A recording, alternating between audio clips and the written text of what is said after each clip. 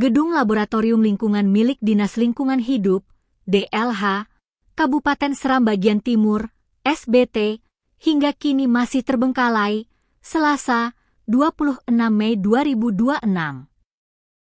Padahal, gedung yang berlokasi di Desa Englas Kota Bula itu kerap digunakan untuk menguji kualitas air, tanah hingga udara. Pelaksana tugas, PLT, Kepala DLH SBT, Mirnawati Derlen mengakui, sebagian besar peralatan di dalamnya sudah rusak berat dan tak bisa dipakai. Dirinya mengaku, laboratorium itu sebelumnya diproyeksikan menjadi fasilitas penting untuk memantau kondisi lingkungan di Kabupaten SBT. Melalui laboratorium tersebut, pemerintah daerah seharusnya dapat melakukan pengujian kualitas air, tanah dan udara sebagai bagian dari indikator lingkungan daerah.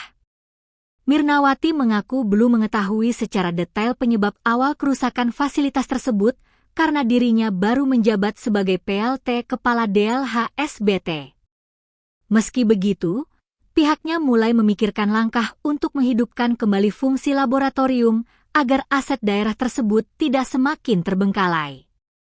Salah satu upaya yang direncanakan yakni memanfaatkan kembali bangunan tersebut sebagai kantor operasional sehingga aset dan fasilitas yang tersisa tetap terjaga.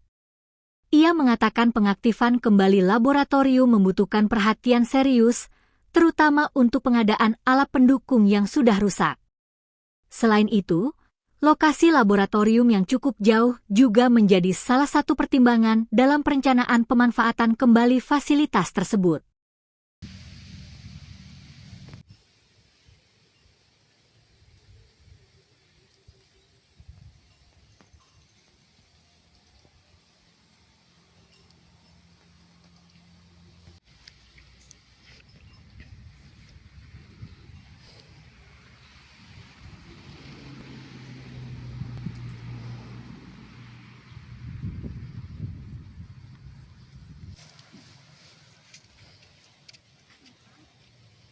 Ya,